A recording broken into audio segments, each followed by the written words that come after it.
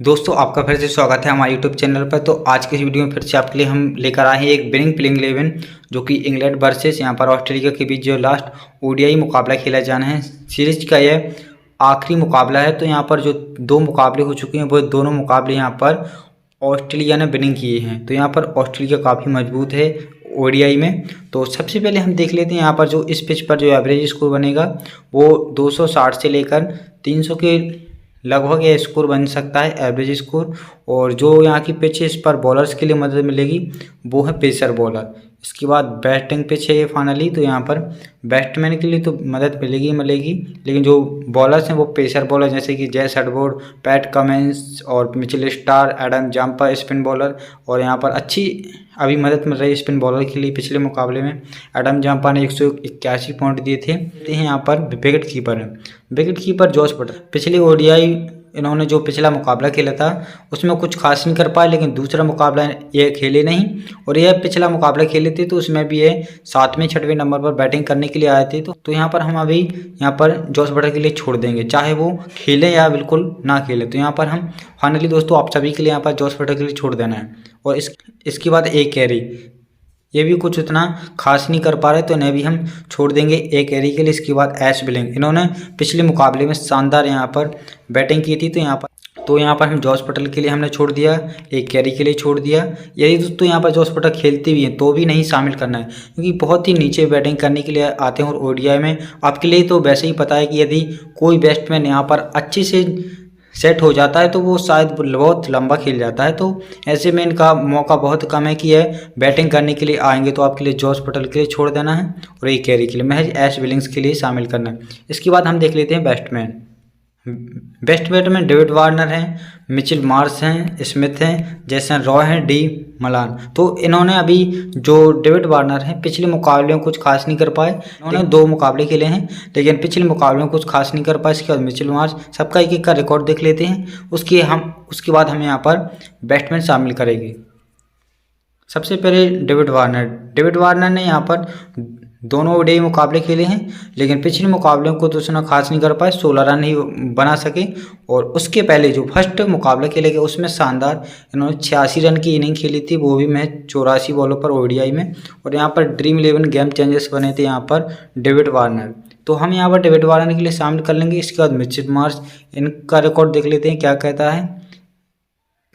पहला मुकाबला खेले नहीं और दूसरे मुकाबले में इन्होंने 50 रन की शानदार इनिंग खेली थी, फिर भी यहाँ पर ये ड्रीम 11 गेम चेंजर्स नहीं बने थे मिचेल मार्श। इसके बाद स्मिथ,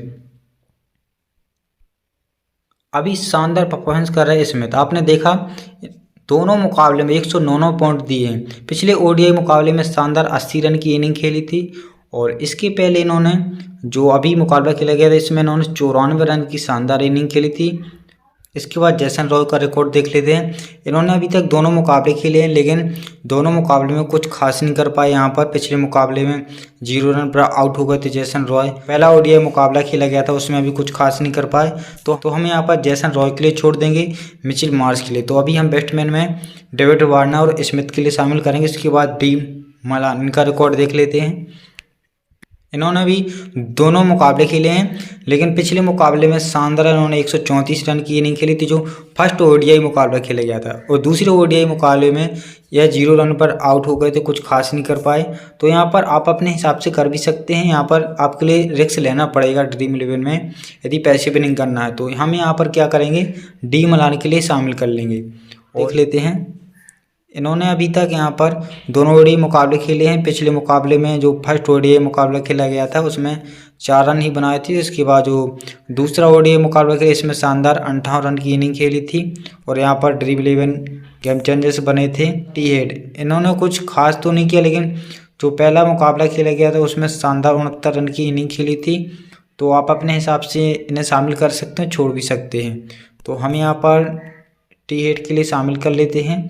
इसके बाद पी साल्ट, इन्होंने पिछले मुकाबले में कुछ खास तो नहीं कर पाए, लेकिन यहाँ पर 23 रन की इनिंग खेली थी। और इसके पहले भी जो मुकाबला खेला उसमें भी कुछ खास नहीं कर पाए। तो हम यहाँ पर अभी पी साल्ट के लिए शामिल कर लेते हैं, क्योंकि यहाँ पर ऐश बिलिंग्स यदि यह परफॉर्मेंस नहीं करते हैं तो यहाँ पर एक कोई विकेट कीपर जो सबसे ज़्यादा परफॉर्मेंस करेगा उसे शामिल करना पड़ेगा। तो हम एस बिलिंग के लिए शामिल कर लेते हैं और यहाँ पर पी साल्ट के लिए या फिर जेसन रॉय, तो जेसन रॉय के लिए छोड़ देते हैं, पी साल्ट के लिए शामिल कर लेते हैं।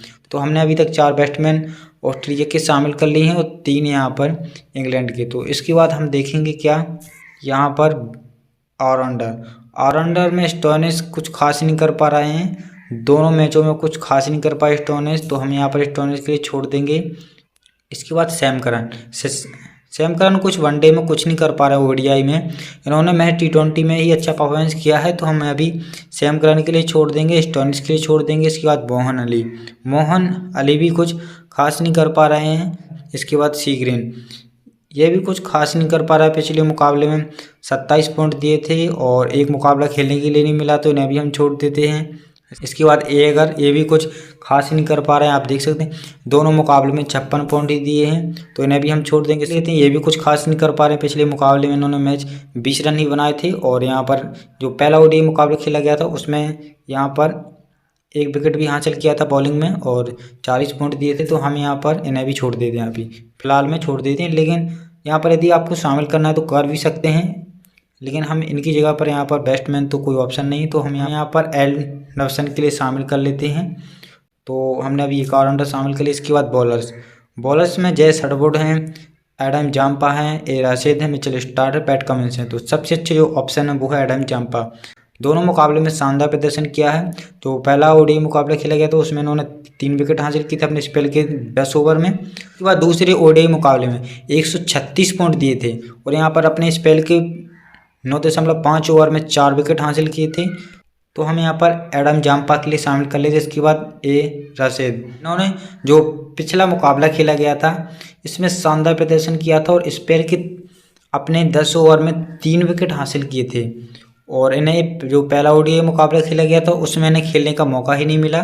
तो अभी जो इन्हें मौका मिला है उसमें इन्होंने शानदार प्रदर्शन किया और इसी तरह ये इस मुकाबले में भी प्रदर्शन करेंगे, तो हम ए राशिद के लिए शामिल कर लेते हैं। इसके बाद मिचेल स्टार्क, इन्होंने जो दोनों मुकाबले खेले ओडीआई के, लेकिन जो पहला ओडीआई मुकाबला खेला गया था उसमें कुछ खास नहीं कर पाए, 1 ही विकेट मिला था और इसके बाद जो दूसरा ओडीआई मुकाबला खेला गया इसमें इन्होंने शानदार अपने स्पेल के 8 ओवर ही डाले तो 4 विकेट हासिल किए थे, अपने स्पेल के 8 ओवर में 4 विकेट हासिल किए थे। तो हम यहाँ पर मिचेल स्टार्क के लिए तो छोड़कर कोई गलती भी नहीं करेंगे, तो मिचेल स्टार्क के लिए शामिल कर लेते हैं। तो फाइनली हमारी प्लेइंग 11 बन चुकी है, जिसमें यहाँ पर 5 प्लेयर्स इंग्लैंड की ओर से, 6 प्लेयर ऑस्ट्रेलिया की ओर से। तो हमने यहाँ पर बॉलिंग में 4 ही प्लेयर शामिल किए हैं, तो हम यहाँ पर बॉलिंग में एक और प्लेयर शामिल करेंगे, जिसमें हम यहाँ पर छोड़ देंगे किसी टी हेड के लिए छोड़ देंगे और यहाँ पर इसमें डेविड वार्नर और एम रविचंद्रन बैट्समैन में रहेंगे, तो हम टी हेड के लिए छोड़ देते हैं और एक कोई भी यहाँ पर हम बॉलर्स में यहाँ पर शामिल कर लेते हैं। तो हम यहाँ पर क्या करेंगे, यहाँ पर टी हेड के लिए छोड़ देते हैं और इनकी जगह पर हम किसे शामिल कर लेंगे, यहाँ पर टी हेड की जगह पर हम बॉलिंग में शामिल कर लेंगे, उसमें ए अगर के लिए यहाँ पर अच्छा ऑप्शन हो सकते हैं, लेकिन ये भी कुछ खास नहीं कर पा रहा है। तो स्टोइनिस ऑप्शन है, लेकिन ये भी कुछ खास नहीं कर पा रहा है, तो हम बॉलिंग में यहाँ पर शामिल कर लें सी बॉक्स या डी वैली के लिए शामिल कर लेते हैं, क्योंकि इन्होंने दोनों मुकाबले में शानदार प्रदर्शन किया है डी वैली ने। तो यहाँ पर हम डी वैली के लिए शामिल कर लेते हैं, एक बार रिव्यू कर लेते हैं। तो हमने 3 यहाँ पर बॉलर शामिल कर लिए यहाँ पर इंग्लैंड के, जिसमें एक ऑलराउंडर और 2 बॉलर। तो यहाँ पर फाइनली यहाँ पर हमने 2 प्लेयर्स ऑस्ट्रेलिया की ओर से, 3 प्लेयर्स बॉलिंग में यहाँ पर इंग्लैंड की ओर से, जिसमें बैट्समैन रहेंगे 3 और 3 बैट्समैन रहेंगे इंग्लैंड की ओर से, 3 बैट्समैन ऑस्ट्रेलिया की ओर से और एक ही ऑलराउंडर वो भी इंग्लैंड की ओर से। तो यहाँ पर फाइनली प्लेइंग 11 बन चुकी है। तो यहाँ पर आज की प्लेइंग 11 से आशा करते हैं कि आप सभी पैसे विनिंग करेंगे। यदि दोस्तों चलिए, तो इसके बाद हम कैप्टन और वाइस कैप्टन चूज़ कर लेते हैं। कैप्टन में सबसे ज़्यादा बनाया गया वो है स्मिथ के लिए और यहाँ पर एडम जाम्पा। तो सबसे ज़्यादा तो जो कैप्टन बने हैं वो स्मिथ, क्योंकि हर मुकाबले में स्मिथ यहाँ पर शानदार प्रदर्शन कर रहे हैं। एक बार और आप देख लीजिए, पिछले मुकाबले में जो दोनों मुकाबले खेले गए ओडीआई के, दोनों मुकाबले 109 पॉइंट दिए हैं। तो हम यहाँ पर कैप्टन तो बनाएंगे स्मिथ के लिए और यहाँ पर शानदार ओडीआई खेलते हैं यहाँ पर स्मिथ। और वाइस कैप्टन में डी मलान तो कुछ खास नहीं कर पाए पिछले मुकाबले में। वाइस कैप्टन में कौन सबसे ज़्यादा ऑप्शन हो सकता है, यहाँ पर डेविड वार्नर भी नहीं है वाइस कैप्टन में option, Adam Zampa. Adam Zampa एक अच्छा ऑप्शन हो सकते हैं, तो हम यहाँ पर एडम जाम्पा के लिए वाइस कैप्टन में शामिल कर लेंगे। लेकिन यहाँ पर मिचेल स्टार भी अच्छा ऑप्शन है वाइस कैप्टन में, तो हम यहाँ पर वाइस कैप्टन में रखेंगे एडम जाम्पा के लिए, हर मुकाबले में अच्छा प्रदर्शन कर रहे हैं। और यहाँ पर कैप्टन में रहेंगे स्मिथ के लिए, तो स्मिथ रहेंगे कैप्टन और वाइस कैप्टन एडम जाम्पा। तो आप अपने हिसाब से भी डी मलान के लिए भी वाइस कैप्टन में शामिल कर सकते हैं। तो लेकिन हमारी प्लेइंग 11 में कैप्टन बन चुके हैं स्मिथ और vice captain Adam Zampa. Adam Zampa ने पिछले मुकाबले में यहाँ पर शानदार प्रदर्शन किया था और यहाँ पर 186 पॉइंट दिए थे, वो भी बिना कैप्टन और बिना वाइस कैप्टन के। और यहाँ पर स्मिथ ने भी शानदार प्रदर्शन किया था और पिछले मुकाबले में 109 पॉइंट दिए थे स्मिथ ने। लेकिन डेविड वार्नर कुछ खास नहीं कर पाए पिछले मुकाबले, लेकिन जो पहला ओडीआई मुकाबला खेला गया था उसमें शानदार प्रदर्शन किया था। तो आप डेविड वार्नर के लिए भी यहाँ पर चूज कर सकते हैं कैप्टन वाइस कैप्टन में, और डी मलान के लिए दोनों अच्छे ऑप्शन है कैप्टन वाइस कैप्टन में। यहाँ पर पी-सार तो कुछ खास नहीं कर पा रहे, फिर भी हमने शामिल कर लिया। और स्टोनिस भी कुछ खास नहीं कर पा रहा है, तो हमने स्टोनिस के लिए छोड़ दिया। तो यहाँ पर मिचेल स्टार होगा बॉलिंग में और एडम जाम्पा, और यहाँ पर इंग्लैंड की ओर से ए राशिद एक स्पिन बॉलर और डी वैली फास्ट बॉलर। तो यहाँ पर फाइनली हमारी प्लेइंग 11 बन चुकी है। तो इस प्लेइंग 11 से आप सभी विनिंग करने वाले 1 करोड़ रुपये यदि यहाँ पर अच्छा प्रदर्शन करते हैं हमारे प्लेयर्स। तो एक और चीज़ आपको ध्यान रखना है कि टॉस के बाद अपनी प्लेइंग 11 चेंज कर लेना है यदि कोई बदलाव होता है तो, लेकिन फाइनली कि यही प्लेइंग 11 खेलेगी। चलिए दोस्तों, मिलते हैं अगले वीडियो में। यदि आपके लिए वीडियो अच्छी लगे तो वीडियो को लाइक कर लेना और चैनल के लिए सब्सक्राइब जरूर कर लेना। मिलते हैं अगले वीडियो में।